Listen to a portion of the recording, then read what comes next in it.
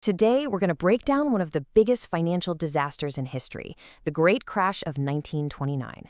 It's an incredible story of wild optimism, sheer panic, and some really tough decisions that literally created the playbook for how central banks handle a crisis today. So, what exactly went so wrong, and what did we learn from the wreckage? Let's just start with a number because it really captures the scale of this thing. 89%. That's how much the Dow Jones Industrial Average fell from its peak in 1929 to its absolute bottom in 1932. It took 25 years, a full generation, for the market to get back to where it was. And this really puts that roller coaster ride into perspective. You see, in just 8 years, the Dow went on an absolute tear, multiplying 6 times over, from 63 to a sky-high 381. It was a boom like no one had ever seen. But, well, what goes up that fast can come down even faster, and it did, crashing all the way back down to 41. So how on earth did things get so crazy? To get the crash, you first have to understand the party that came before it. Let's dive into Section 1, the Roaring Twenties bubble. This wasn't just a market story, it was a cultural shift. You have to picture the 1920s. It was this incredible era of optimism. People were doing better than ever, and amazing new technologies like the automobile and the telephone were changing everything. And for the very first time, the stock market wasn't just a club for the rich. Regular people were putting their life savings into stocks, totally convinced it was a surefire path to getting rich. Now, what was the fuel for this fire? This new thing called a margin account. It was a really powerful tool, but also an incredibly dangerous one. Okay, imagine you could buy $100 worth of stock, but you only had to put down $10 of your own money. The other 90, that was a loan from your broker. As long as prices were going up, you felt like a genius. But here's the catch. If prices fell, you'd get a margin call. That loan would be due immediately, and you could be completely wiped out. All this borrowed cash was just pouring into the market, pushing prices to insane levels. And the belief that this time is different was so powerful that even one of the top economists of the day, Irving Fisher, said this, just days before the crash. It just perfectly shows what everyone was thinking, that the old rules just didn't apply anymore. But, not everyone was popping champagne. Behind closed doors, some very powerful people saw a disaster on the horizon. That brings us to Section 2, the Fed's big debate. This is where we see an internal fight that would end up having massive global consequences. So the Federal Reserve was in a really tough spot. They were convinced that all this borrowed money flooding into stocks, this speculative credit, was being sucked away from the real economy, from things like farming and business.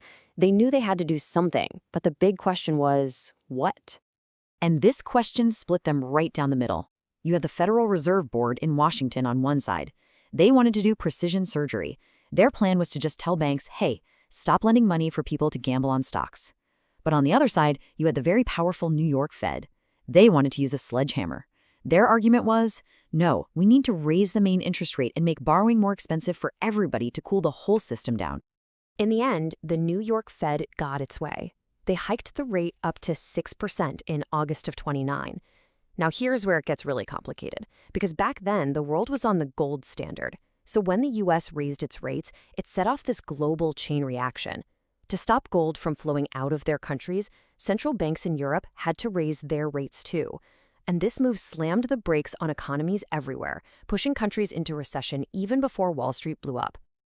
And that global slowdown set the stage for the moment everyone was dreading, the moment the bubble finally, spectacularly burst. Section 3, Black Monday, Black Tuesday. So by October, the market is getting really, really shaky. You had this group of the most powerful bankers on Wall Street try to stop the bleeding. They made a big public show of buying up huge amounts of stock to try and restore confidence. It was a dramatic move, but it was just too little, too late. The selling had already turned into a full-blown panic. On October 28th, Black Monday, the floor just fell out. The Dow plunged nearly 13% in a single day. The optimism that had defined a whole decade, it vanished in just a few hours. And then, the very next day, Black Tuesday, it happened again. Another 12%, gone.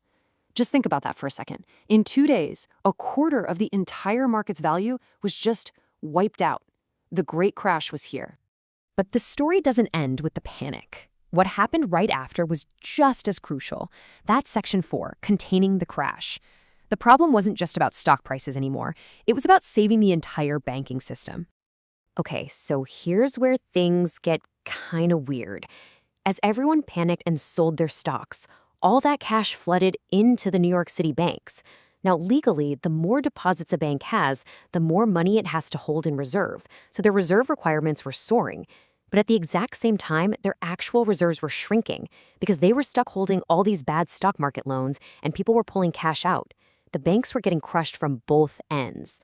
And this is where the New York Fed basically wrote the modern playbook for crisis response.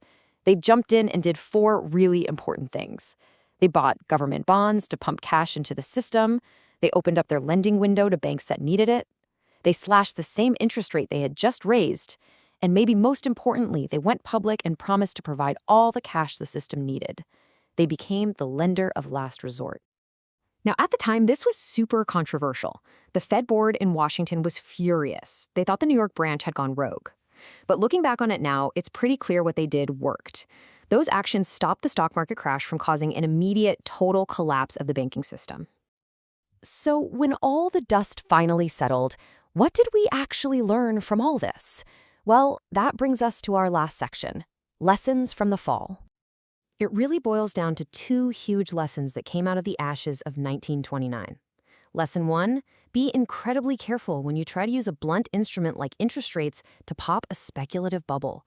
The Fed's attempt to stop Wall Street speculation ended up hurting the whole world.